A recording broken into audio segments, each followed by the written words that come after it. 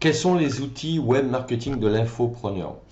Alors l'infopreneur, pour le différencier un peu du blogueur et du formateur en ligne, en fait, c'est quelqu'un qui décide donc d'avoir plutôt cette posture pour se présenter, puisqu'en fait, l'infopreneur, pour son web marketing, il va utiliser un blog. Donc il va faire du blogging, il va créer du contenu sous forme d'articles, de vidéos et de podcasts. Donc quelque part, il fait la même chose que le blogueur. Et ensuite, il peut également proposer des formations en ligne, c'est-à-dire des formations numériques, ce qui est comme le formateur en ligne. Sauf que, voilà, lui, il a fait ce choix-là de se présenter comme infopreneur. Et il va aussi proposer des produits numériques comme des livres, PDF, etc., etc. Donc il peut faire autre chose que de la formation, d'accord? Et la différence entre l'infopreneur, le blogueur et le formateur en ligne, en fait, c'est surtout une question de posture. Parce que si on prend mon cas, moi j'ai été formateur en ligne pendant 10 ans sans blog.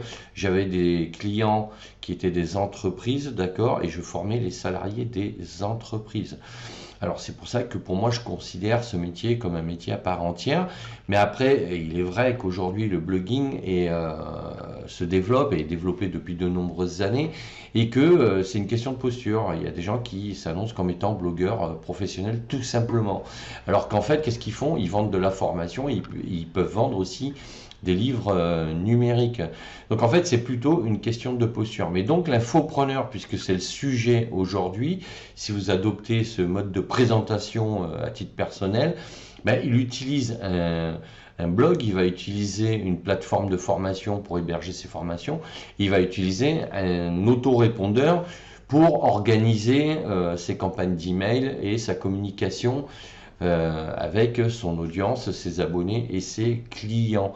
Donc, comme le blogueur, il va aussi utiliser les réseaux sociaux, puisque l'idée c'est de créer son environnement online avec plusieurs plateformes. Après, honnêtement, moi j'ai donc ce blog, j'ai une chaîne, j'ai une page Facebook, j'ai un compte Instagram, mais qui n'est pas très utilisé pour le moment, je l'utilise pas trop.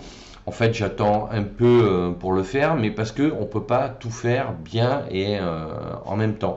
Il faut d'abord, je pense, mettre en place son blog, sa chaîne YouTube, sa page Facebook, et après, une fois qu'on a un peu de matière, un peu de contenu, on peut éventuellement faire des cuts et les balancer sur Instagram, en sachant que Instagram, il faut aussi être en capacité de l'utiliser intelligemment, surtout quand on cible une niche avec un business en ligne qui demande quand même de cibler une certaine population, quoi, parce que ça, on va pas s'adresser à tout le monde.